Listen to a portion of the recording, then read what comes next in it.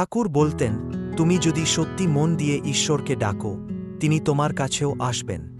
যতটুকু তুমি তার দিকে এগোবে, ততটুকু তিনি তোমার দিকে হাত বাড়াবেন। পবিত্রতা কেবল পোশাকে নয়, হৃদয়ে থাকতে হয়।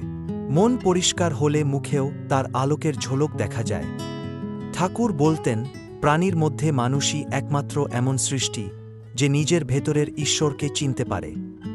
ভগবানের প্রতি ভালোবাসা থাকলে দুঃখ ও শক্তিতে পরিণত হয়। প্রেম সর্বশ্রেষ্ঠ শক্তি।